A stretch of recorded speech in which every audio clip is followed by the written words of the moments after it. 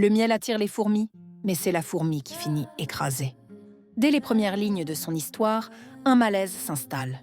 Dans une région du Sud, vivait un jeune homme plein d'espoir.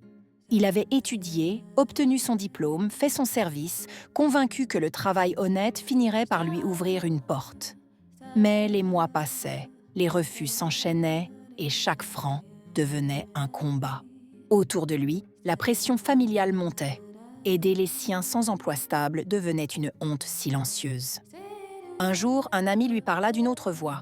Des femmes mûres, riches, seules, prêtes à aider des jeunes en échange de leur présence.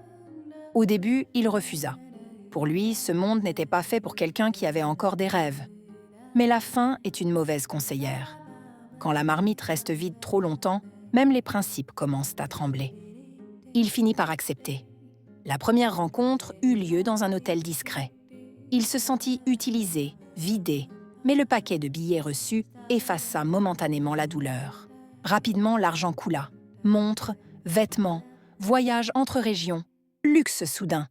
Il aidait sa famille, mentait sur un faux emploi et se persuadait que tout était sous contrôle. Il croyait maîtriser le jeu sans voir que le jeu le dévorait. Un déplacement changea tout. La femme l'emmena dans une zone reculée, loin des regards. La maison était grande, silencieuse, étrange. Des symboles peints sur les murs, une atmosphère lourde. Cette nuit-là, il fit un rêve terrible. Il se vit entouré de personnes puissantes, figées, tandis qu'on lui arrachait ce qui faisait de lui un homme. À son réveil, la peur resta collée à sa peau comme une ombre. De retour en ville, son corps changea. Ce qui fonctionnait avant ne répondait plus. Les médecins parlaient d'infections sans nom, d'analyses normales. Aucun traitement ne réglait le problème. Puis la femme disparut.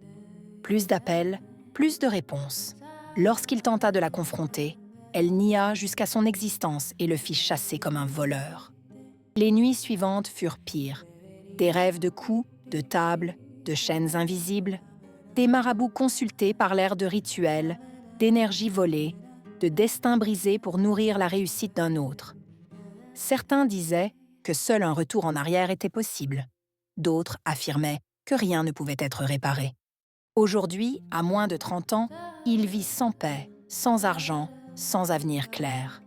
Il raconte son histoire non pour faire peur, mais pour prévenir. Dis-nous sincèrement, jusqu'où la pauvreté peut-elle pousser un être humain? Et quand l'argent facile se présente, savons-nous vraiment ce qu'il nous coûte? Donne ton avis, ton conseil, ta lecture de cette histoire.